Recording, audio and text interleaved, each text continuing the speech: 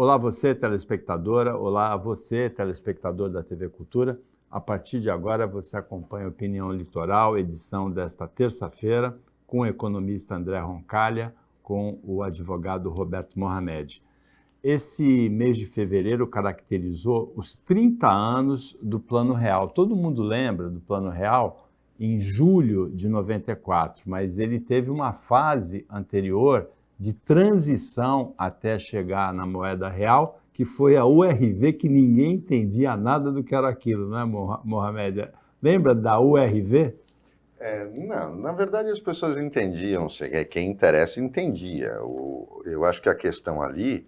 Foi de fevereiro a junho, né? Até o na final verdade, de junho. Pouca gente sabe disso. O plano cruzado foi o primeiro plano heterodoxo da nossa economia, aplicado para combater a inflação, que ocorreu no governo Sarney. Todo mundo vai lembrar do ministro da Fazenda, Dilson Funaro. O plano foi feito pela mesma equipe, basicamente a mesma equipe. Só não tinha o Dilson Funaro na equipe do Plano Real. Mas Pércio Arida, André Lara Rezende. Quando o plano foi apresentado ao Sarney, incluía a URV, a âncora cambial, inclusive a retenção de ativos, o bloqueio de ativos a partir de um determinado valor, mas por pouco tempo. O plano cruzado era muito mais do que um mero congelamento de preços. O Sarney não aceitou nada, a não ser o congelamento de preços. E foi o problema todo do plano cruzado, era um plano capenga. Porque para o congelamento dar certo, era necessário, e o congelamento ele era apenas um instrumento para que se fixasse todos os valores nessa equivalência cambial que iria ser criada. Você precisava de um tempo para fazer isso. E esse congelamento era de 30 a 60 dias no máximo, para que você, fazendo essa equivalência, voltasse a liberar, mas aí estava dentro desse padrão que depois viria a ser o RV. Naquela época tinha outro nome.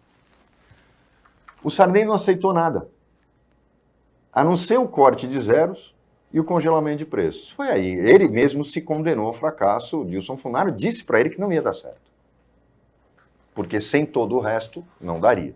Aí a gente teve uma sucessão de outros planos, inclusive culminando com o do Collor, que também foi feito com base na mesma equipe, mas que teve também a rejeição a determinadas coisas. Deu no que deu. Você não pode simplesmente bloquear ativos de milhões de pessoas e achar que vai dar tudo certo porque você enxugou a economia, é aquela história. Um achava que o problema era a ganância, esqueceu todo o resto. O Collor veio naquela teoria econômica de que tem que enxugar a liquidez para poder fazer os preços baixarem na marra porque ninguém vai comprar. E realmente o efeito imediato do plano Collor foi que todos os preços despencaram, mas despencaram por causa do desespero. Porque você não tinha dinheiro para pagar folha de pagamento, você não tinha dinheiro para pagar aluguel, então você inclusive se desfaz de patrimônio. Só que quando a coisa começa a se acomodar, foi a falência do plano. E o engraçado é que, por exemplo, o cruzado não. O cruzado eu não acho que não teve 2, mas o plano verão teve 1 e 2, o plano Collor teve 1 e 2, porque eles tentavam de novo. Aí vem essa mesma turma de economistas que lá atrás, no plano cruzado, apresenta para o Fernando Henrique aquele plano original com algumas modificações, aí já com nome para esse mecanismo de conversão cambial, não tão radical, sem congelamento de preços. E o Fernando Henrique aposta nisso no pacote completo. Se não fosse o pacote completo, o real também teria afundado. Eliminando aquilo que era ruim e que foi visto nos outros, bloqueio de ativo não houve, não teve congelamento de preços, não teve corte de zero, houve uma conversão cambial. Muita gente diz que a âncora cambial foi um erro. Eu entendo que não, ela era necessária. O erro foi ter acabado com ela de uma hora para outra, quando ele toma posse para começar o segundo mandato. Aí é que eu acho que foi um erro. Ele deveria ter feito uma âncora cambial muito mais flexível durante o governo dele, o primeiro mandato. Ele não teria enfrentado problemas para ganhar a eleição, mas não teria aquele choque que houve entre dezembro e janeiro, quando o dólar explode, quando ele tira a âncora cambial e deixa o mercado se resolver. Eu acho que ali foi o grande erro dele, e que quase custou o Plano Real. Mas a economia já tinha, em 4 anos, se estabilizado o suficiente para segurar a onda daquela realidade cambial que começava de uma hora para outra em janeiro, no início do segundo mandato dele. Mas, sem dúvida nenhuma, se não fosse o Plano Real, a gente estaria ainda vivendo o que a Argentina vive, com a diferença de que a gente tinha anestesia chamada correção monetária. André Roncalha, boa tarde. Boa tarde, Paulo. Boa tarde, Roberto. Boa tarde a todos que nos acompanham. O Plano Real ele foi uma resposta quase que já, vamos dizer, cansada a um problema que tinha um valor social muito grande, que era o combate à inflação. Então, o Roberto colocou aqui os antecedentes em termos de planos de estabilização, mas eu vou voltar um pouquinho na história para relembrar como que a gente entrou na década que ficou conhecida como a década perdida por conta do caminho para a hiperinflação, né, que são os anos 80, que culminaram numa inflação de 2.700%, quase 2.500%, já às vésperas do Plano Real em 1994, que esse ano a gente comemora, então, 30 anos dessa tentativa de estabilização. Onde que começam os nossos problemas? Essencialmente, depois do golpe militar de 1964, a gente cria um mecanismo de coexistência pacífica com a inflação, que a gente conversou aqui na semana anterior, que é a indexação, que é um mecanismo de tolerância, ou seja, a gente pega a inflação passada e reajusta preço, reajusta salário, reajusta, por exemplo, título, né, financeiro, para que ele não perca valor conforme a inflação avança. E esse mecanismo, usado em doses moderadas, ele ajuda a evitar o problema que a inflação causa. O problema é que no Brasil ele se disseminou e ele se tornou essencialmente uma regra básica de reposição dos preços passados para os preços presentes. Então a inflação ela ganhou uma vida própria. Tudo o que faltava era um empurrãozinho no penhasco hiperinflacionário. Qual foi esse empurrãozinho? Foi exatamente, né, o choque do petróleo de 1979, quando o preço do petróleo, né, multiplica por quase 3 vezes, e tem a reação dos Estados Unidos de subir as taxas de juros também em mais de 3 vezes. A taxa de juros norte-americana sobe de 6% para quase 18% ao ano num espaço muito curto de tempo. O resultado para países que haviam se endividado muito no passado recente, como era o caso dos países da América Latina, foi ter uma crise da dívida externa. Essencialmente, o país não tinha dinheiro suficiente para comprar as coisas de fora, né, as importações, e tinha que fazer todo o esforço possível para arrecadar dólares para pagar sua dívida externa. A partir de 1982, Brasil, junto com vários países da América Latina, são tirados do mercado financeiro internacional por conta da moratória mexicana, em 1982. Em outras palavras, o Brasil perdeu acesso ao dinheiro estrangeiro, em outras palavras, aos dólares, assim como vários países da América Latina. E aí inicia-se esse processo, né, de escalada dos preços, que tinha uma característica, Paulo. Os preços subiam, mas eles tinham uma resistência baixa.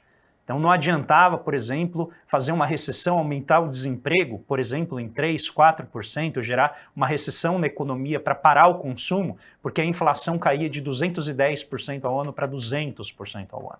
Então as medidas que são hoje conhecidas como ortodoxia não tinham nenhum efeito sobre essa inflação. Então a gente precisava pensar alternativas e o Roberto colocou aqui muito bem a sequência, foram quase 11 planos de estabilização, teve o cruzadinho, teve o cruzado, mas teve as suas também as suas extensões, né, tentando corrigir. Aí tivemos o plano Bresser, o plano Verão, o plano Feijão com Arroz, né, do ministro Maílson da Nóbrega, e tivemos o plano Collor e várias outras tentativas, até que chega o Plano Real. Mas por que o Plano Real ele funciona bem? A despeito, a gente já vai falar da URV, que comemora agora 30 anos, mas em 1992, o Brasil consegue, assim como vários países da América Latina, renegociar sua dívida externa.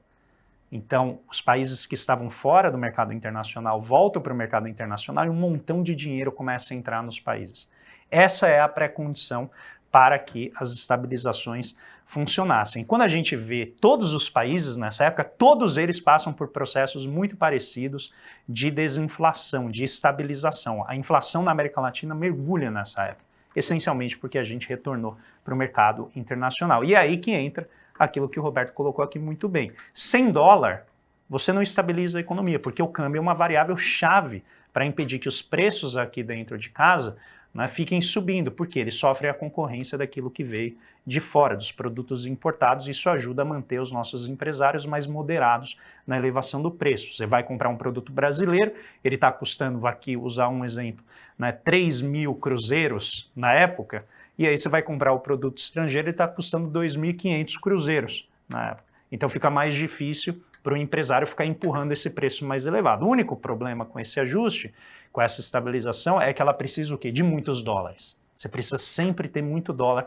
entrando no país para substituir o produto nacional pelo produto internacional. Então, o que a gente está comemorando agora nesses 30 anos? Foi esse mecanismo chamado Unidade Real de Valor, que era uma unidade de referência, a partir do qual todos, tanto os salários quanto os empresários, eles passavam a dizer o preço deles nessa unidade, que é uma moeda virtual, ela nunca chegou a ser emitida, e ela tinha um valor fixo. E esse valor fixo permitia a gente reprogramar todos os preços da economia, é basicamente fazer uma reprogramação da sociedade para o período de estabilidade. Ou seja, como você fazer ali uma vacina anti-inflacionária para a sociedade começar a pensar na nova moeda.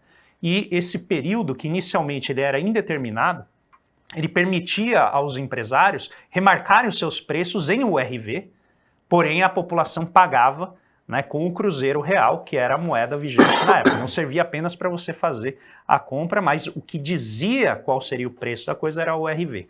E aí esse período era indeterminado, e eles definiram que o limite seria o dia 1º de julho. Então daqui a alguns meses a gente vai ter os 30 anos da emissão física da moeda real, que é a última fase do plano, que é isso que a gente hoje utiliza, né? Cada vez menos em formato físico, cada vez mais digital, mas que em essência não tem quase nenhuma diferença, porque a moeda é exatamente esse mecanismo de quitar dívida. Então o Plano Real faz um engenhoso mecanismo que permitia a todo mundo remarcar os seus preços, e aí lá no dia 1º de julho colocava um teto de preços que era a taxa de câmbio.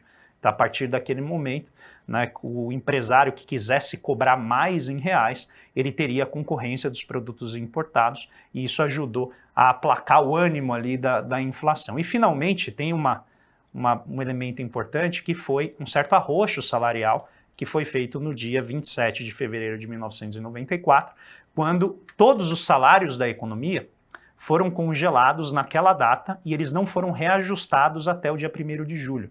Então você conseguiu segurar ali a pressão de sindicatos, de trabalhadores por elevação dos salários, e deu espaço para os empresários remarcarem os seus preços e garantir com isso, né, o que eles chamaram de fazer a zeragem no sistema. Agora eu já reajustei tudo o que eu preciso, quando vier a nova moeda, a gente para de fazer esse jogo, que de maneira bem simplificada é correr numa esteira, né? Você corre, cansa, mas não chega em lugar nenhum, porque é isso que a inflação faz com a economia. Teve o fator taxa de juros, né, que andou sempre acima de 15% naquela época, né? Se a gente pega o período pós-real, e essa é uma discussão interessantíssima na história econômica brasileira, a necessidade de manter os juros tão elevados para manter o dinheiro estrangeiro aqui fora, para segurar o câmbio, fez com que o juro ficasse ali sempre perto de 50% em termos nominais. E próximo de 25% em termos reais, que é quando a gente desconta acima de 15, a inflação. Né? Porque tinha um componente forte de spread, né? E tinha também a inflação dos Estados Unidos e a inflação brasileira, né? Isso, você precisava considerar esses aspectos externos. Então você tinha dois objetivos ali com a taxa de juros. Primeiro é impedir que as pessoas gastassem demais. O que ocorre depois de qualquer plano de estabilização, quando os preços caem muito rapidamente, a sensação da população é que ela tem muito dinheiro na mão. Se a gente voltar lá no início dos anos 90, a gente chegou a ter a necessidade, né, de emitir notas com mais zeros, 30 mil, 50 mil cruzeiros reais, às vezes para comprar coisas de muito pouco valor, porque o preço daquelas coisas é muito elevado. De repente você sai de uma moeda, né, de 2.750 cruzeiros reais, representando R$1, a sensação da população é que ela tinha um poder de compra enorme. Então você mantinha o juro elevado para atrair os dólares e segurar os preços e ao mesmo tempo impedir que a população também gastasse demais de antemão no plano. O Opinião Litoral para o intervalo, é bem rapidinho, fica com a gente.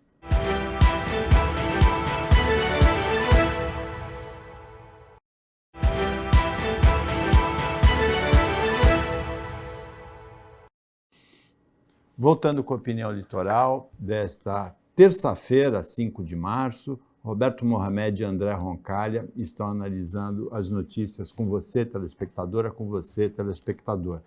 O G20 no Brasil, Mohamed?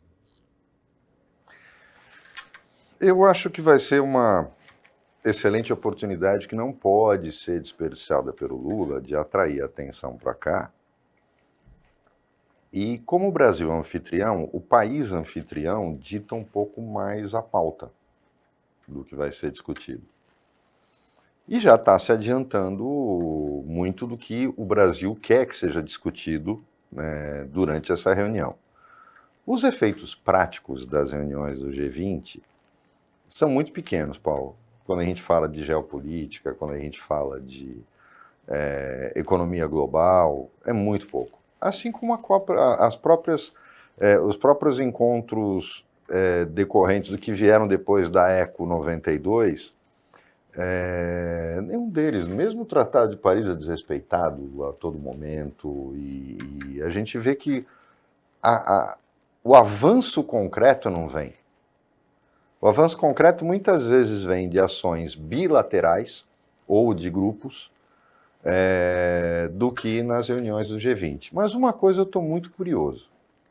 O Brasil ainda não saiu do Tribunal de Haia. Pode sair a qualquer momento. Inclusive condicionar. Falar, estou saindo, não vou mais aderir ao Tribunal de Haia e só volto quando os Estados Unidos entrar. Pronto, resolvi o problema. Mas o Brasil, por enquanto, é signatário.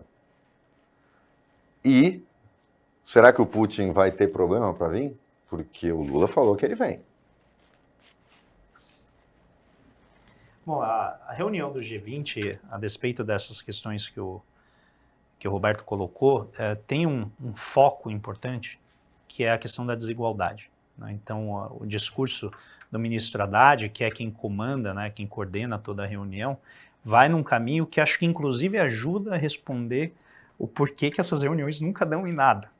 Porque exatamente a concentração de poder econômico é tão grande mundo afora, o capitalismo criou uma superestrutura, né, de paraísos fiscais que torna praticamente um custo zero para os grandes bilionários não pagarem imposto em casa e as grandes corporações também, né? A estratégia de fazer preço de transferência, de que é essencialmente você pagar imposto nos países que têm menor carga tributária e não pagar onde o lucro é gerado, isso os Estados Unidos estão tentando combater de uma maneira bem forte, representam exatamente essa paralisia do mundo e das elites globais em encampar o progresso ecológico, fazer a transição energética, a transição ecológica.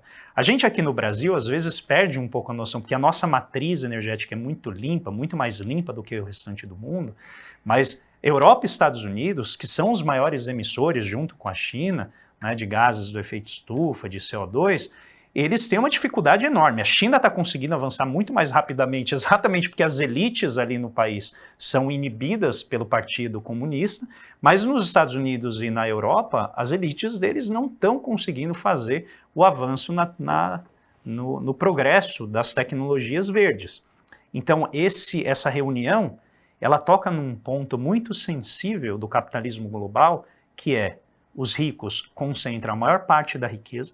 Então, 1% da população mundial concentra 43% dos ativos financeiros, ou seja, riqueza, e é responsável, estamos falando de 1% da população, hein, Paulo? 1% da população. É responsável por 2/3 das emissões de gases do efeito estufa. Ou seja, o propósito do ministro Fernando Haddad no G20 é encampar a luta em favor de uma justiça tributária global, e aí ele vem na defesa do imposto mínimo global, que já era defendido por outros países, particularmente os Estados Unidos, para que grandes corporações e os super ricos, de novo, não é você que tem o seu Corolla, não é você que tem uma casa de praia. A gente está falando de pessoas que têm casas de praia em 50 países. A gente está falando de pessoas que têm filas de Ferraris em diferentes países. Tá? Fiquem tranquilos que não é a você que essas medidas vão tocar. A ideia é que se faça um progresso em termos de um fundo global para atacar os desequilíbrios ecológicos, para atacar a crise climática, que, como a inflação, se ela não for devidamente controlada, afeta, em geral, os mais pobres, são aqueles menos protegidos. Então, nesse sentido, o avanço dessa transição ecológica ganha um reforço, a partir do Brasil, né, na liderança aqui do G20, de tentar emplacar esse debate que é muito importante, mas que eu concordo com o Roberto, é difícil de avançar, porque o poder dessas elites globais é muito grande. Agora, no Fórum Econômico Mundial, os muito ricos já falavam em pagar mais impostos, né, Mohamed? Mas o discurso que não encontra nenhum tipo de relação com o que acontece no mundo real, Paulo. Essa história de muitos ricos querem pagar imposto é muito bonito no papel. Mas nos seus países de origem eles não querem fazer isso. Muito pelo contrário, é por causa desses caras. Por exemplo, qual armador de navio... O dia que por exemplo, os grandes armadores, como a MSC, por exemplo, que encampou vários, ou a chinesa COSCO, a China nem tanto, porque os navios chineses têm, a política tributária de lá é completamente diferente do resto do mundo. Mas a Libéria não existiria se ela não fosse um paraíso para o dono de navio. A Malásia. Você pega a bandeira desses navios, você vai olhar, mas não é possível, esse navio é alemão, esse navio é italiano, esse navio é grego. A Grécia não tem navio. Os maiores armadores estão lá, e não tem navio na Grécia, porque nenhum deles tem bandeira grega. Aí o cara vem dizer o quê? Quer pagar imposto? Isso é piada, o cara está brincando. Não querem pagar imposto nenhum. A verdade é essa. Senão eles não tinham. Os paraísos fiscais não existiriam se eles quisessem pagar imposto. Ele estaria pagando nos Estados Unidos. Então, é preciso dizer, Paulo, até de certa forma, vamos colocar claramente, porque todo mundo fica falando da China, não, é só a produtividade do trabalhador chinês, é o regime comunista, são os baixos salários. Tem uma outra diferença. Na China, a China talvez tenha a menor carga tributária do mundo.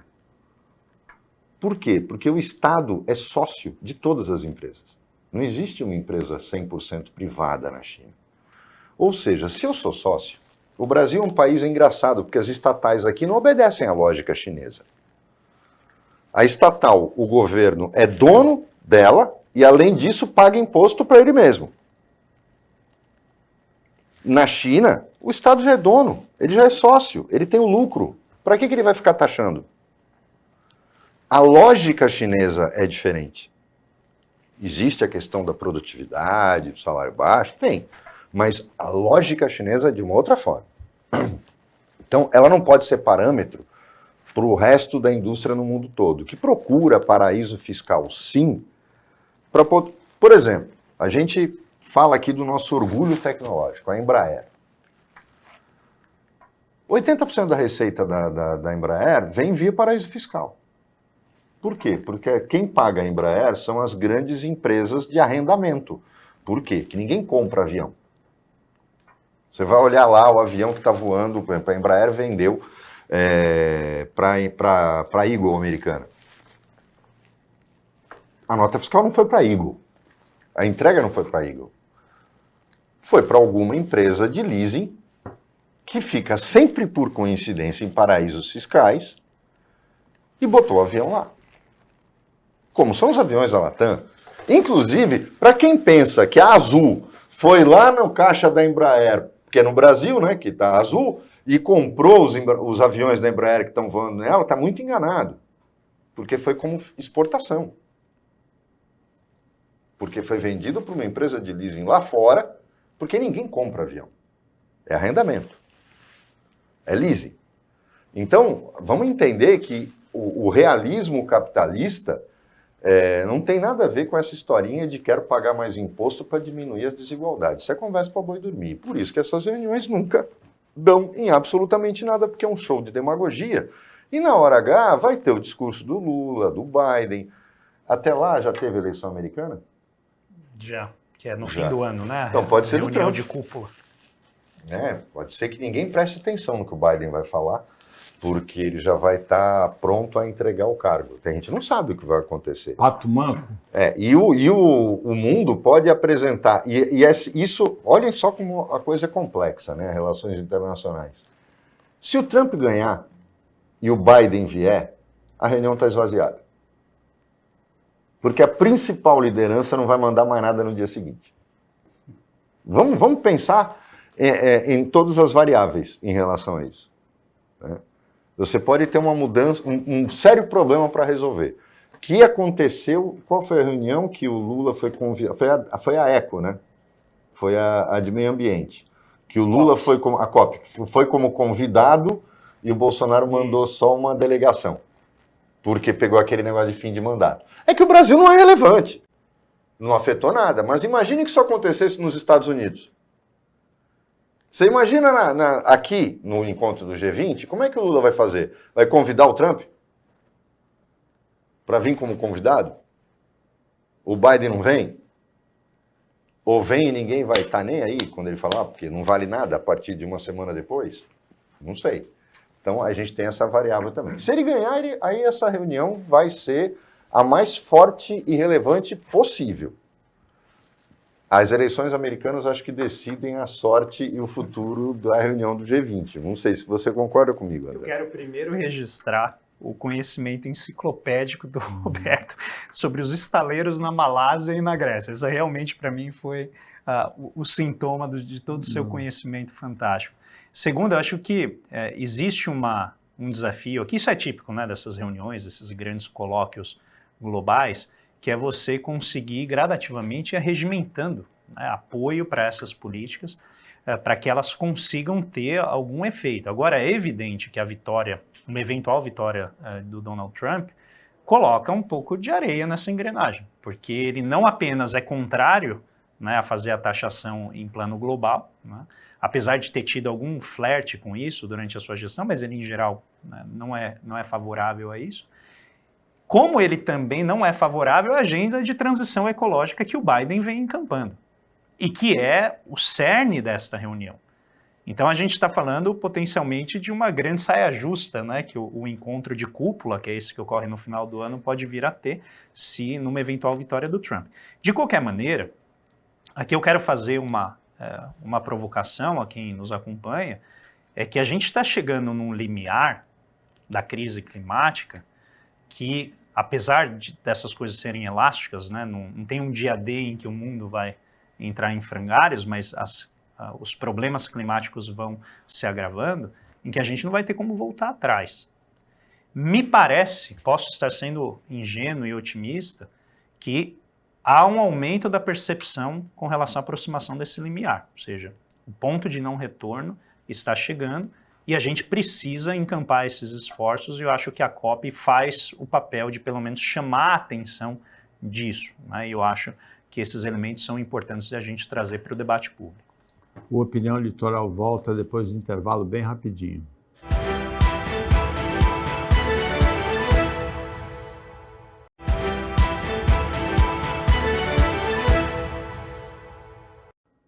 Voltando com a Opinião Litoral, agora é o último bloco, nessa terça-feira, 5 de março, o Roberto Mohamed e o André Roncalha, Roberto Mohamed advogado, Roncalha economista, estão conversando sobre as situações atuais, brasileiras, mundiais e também da nossa região, com você, telespectadora, com você, telespectador.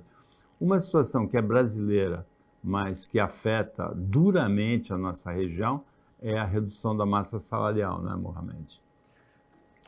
Justamente, tocar nesse assunto é uma coisa que sempre vai resvalar numa questão de como pensa a elite brasileira. E como 4 anos de economia com o Guedes deixaram claro que era objetivo. Não começa com o Bolsonaro, mas era uma coisa extremamente objetiva. E era a negação da política que o Lula implantou a partir do primeiro ano do governo dele, quando ele transformou o Brasil numa enorme assembleia sindical. Em termos de massa salarial, foi esse o objetivo do Lula com os aumentos reais de salário mínimo. Não foi essa a causa da crise econômica que acabou estourando no governo da Dilma. Mas ele fez com que as negociações salariais fossem meio que automáticas e sem serem traumáticas. Porque quando ele faz o reajuste do salário mínimo acima da inflação, ele faz com que o trabalhador fale, pô, mas eu ganhava 5 salários mínimos por mês, agora eu estou ganhando 4. E aí a própria empresa sente isso e sentava na mesa de uma forma completamente diferente. Por isso vieram tantos marcos, o marco da indústria automotiva, que foram justamente os empurrões para isso. Aí o que a gente tem a partir do governo Michel Temer? Uma redução da massa salarial, mas de uma forma assim brutal. Ela é provocada por várias formas. A questão de não corrigir tabela de imposto de renda, de não indexar nada em salário mínimo, de fazer com que o aumento do salário mínimo seja abaixo da inflação. Então você deliberadamente começa a empurrar essa massa para baixo. O índice de desemprego muito alto que inibe o poder de negociação, e você não vai para a greve quando você sabe que se você perder o emprego você não vai arrumar outro. E aí a gente começa a ter é muito curioso um fenômeno de média. Você mantém a renda per capita, porque a renda per capita é o montante de dinheiro, de massa salarial, de lucro de empresa, de produção, dividido pelo número de habitantes. Essa renda per capita se mantém estável, porque esses dois números continuam os mesmos. Mas a realidade é outra. Você tem uma concentração de renda muito maior nas camadas superiores, naquelas elites, como, por exemplo, o serviço público, porque não são só os milionários o problema. E aí você tem aquela massa de trabalhadores, empregados, e o pior, aqueles de subemprego, que estão muito abaixo dessa renda per capita aqui, que é absolutamente ilusória. É que nem tabela, vender carro pela tabela FIPE, você nunca consegue, né? Porque você está trabalhando com média. E é esse o grande problema, e a gente vê que, por exemplo, a Baixada Santista, nós tínhamos 20 mil pessoas ligadas diretamente ao Porto de Santos, não só vinculados à Companhia Docas, como às categorias avulsas.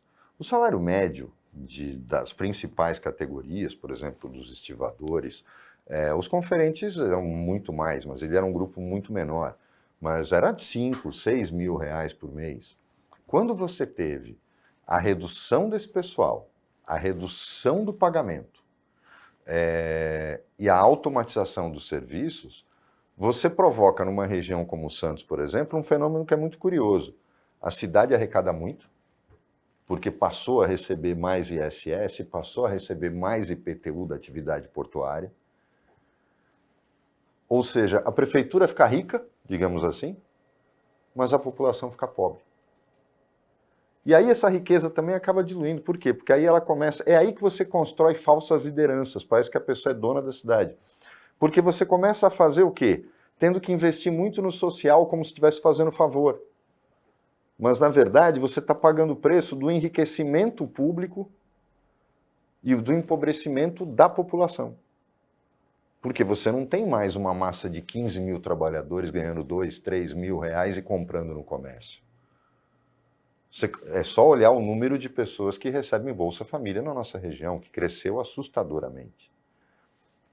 Não foi um processo de uma hora para outra, mas até mesmo o governo Lula, quando a Gleisi era ministra, o governo Dilma, quando teve a negociação aqui do trabalho portuário e a alteração da lei de modernização dos portos, a paulada foi novamente no trabalhador. Então, na verdade, essa questão da redução da massa salarial é muito mais importante do que a gente pensa e muito mais complexa e ajuda a explicar algumas coisas, como, por exemplo, o empobrecimento da população e a criação de novas lideranças que vão lá dizendo, não, vou te ajudar, olha, eu vou te dar dinheiro, eu vou conseguir uma vaga para você no SUS, eu vou isso, eu vou aquilo. E aí você vai construindo lideranças. Por isso eu acho que a nossa classe política ficou tão ruim e muito pior do que era antes. Ela coincide com o empobrecimento da população e o enriquecimento do Estado. Bom, a gente está falando essencialmente de uma perda de poder de compra grande por parte dos trabalhadores, nessa perda de massa salarial. Ela bate ali algo em torno de 37% da renda nacional em 2014 e de lá para cá ela vem diminuindo e fechou ali 2019, que é o último ano que a gente tem algo em torno de 34%. e nesse mesmo período os lucros aumentam bastante também. É basicamente uma transferência de salários para lucros.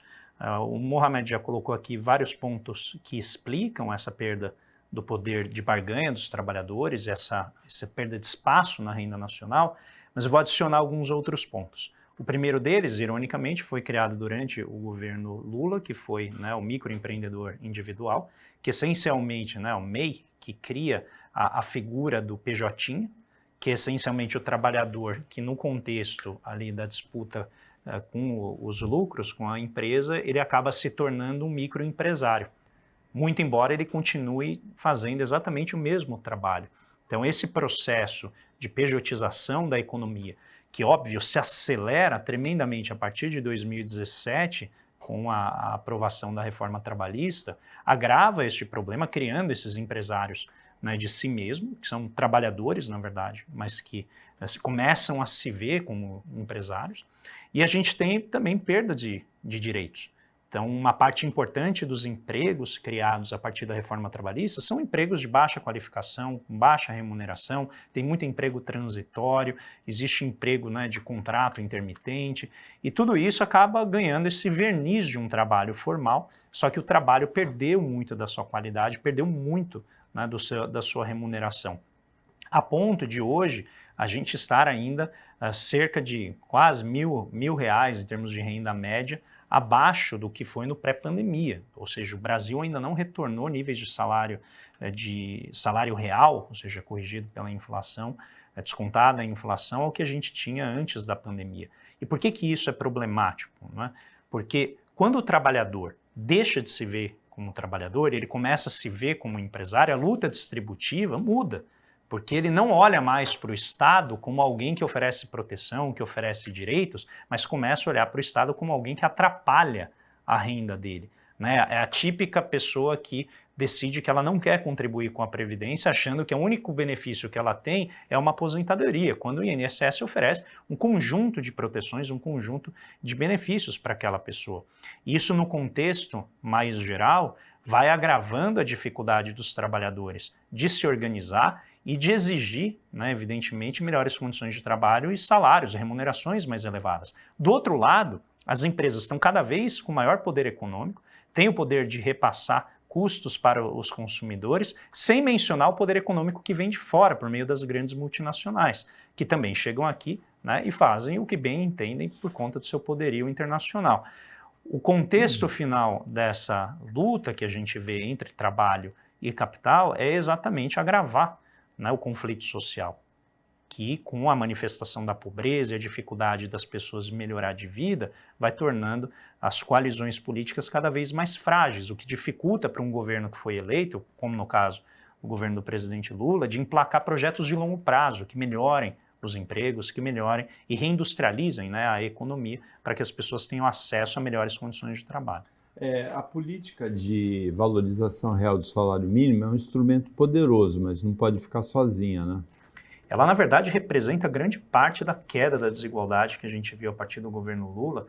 Se a gente pegar a valorização de mais de 70% em termos reais que ocorreu nos 2 primeiros mandatos do presidente Lula, ela é uma variável importantíssima para explicar. Redução de 50% da população em estado de pobreza, né? Em 8 anos. A gente tem um processo bem acelerado de redução da pobreza e melhoria do bem-estar, que causou, né, todos esses problemas com a elite e a classe média brasileira, né, que ficaram ali marcados naquela ideia, né, de que o aeroporto virou rodoviário, porque de repente você tem o acesso facilitado a muitas pessoas a bens que eram típicos e serviços que eram típicos da classe média e da classe alta, e uma série de outros direitos, como a PEC das domésticas, né, que facilitou e melhorou a condição de vida de um contingente enorme de trabalhadoras domésticas, né, as funcionárias do lar, que ainda assim, né, ainda hoje são uma variável importante em termos de emprego no Brasil.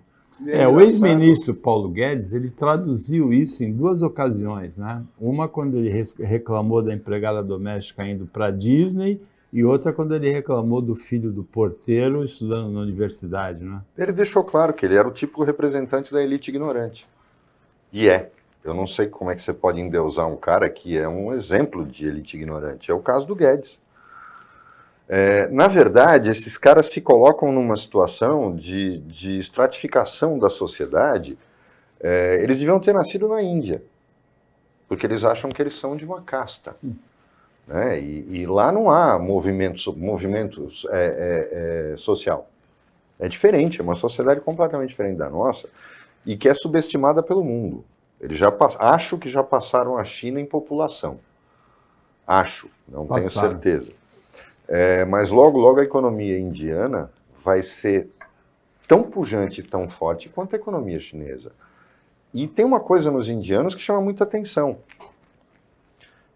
Existe um conformismo social. Você não vê a China... eu acho que isso vem até da explicação do movimento de libertação da Índia em relação ao Império Britânico. A China nunca foi colônia de alguém.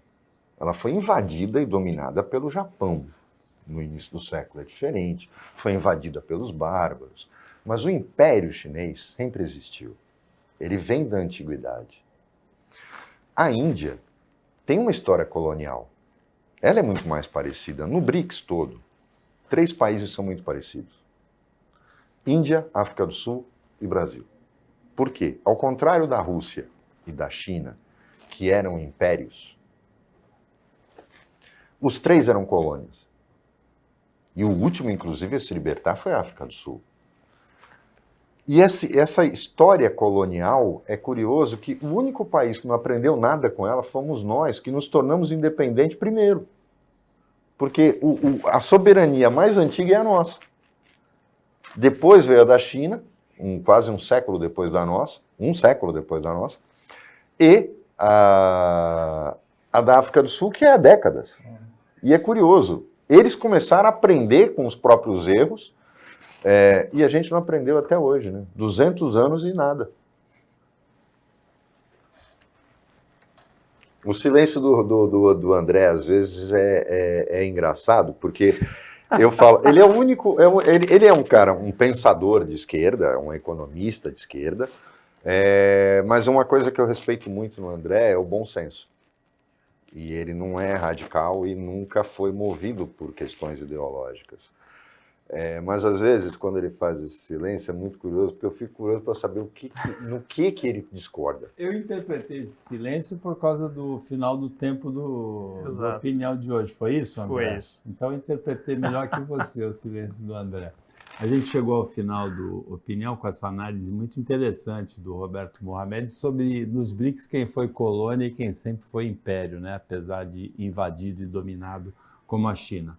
Agradecemos ao Mohamed, ao Roncalha, ao pessoal da equipe técnica de jornalismo e a você que acompanha a gente mais essa edição. Até amanhã, nesse mesmo horário, depois do Jornal Litoral. Uma ótima terça-feira para você que você merece.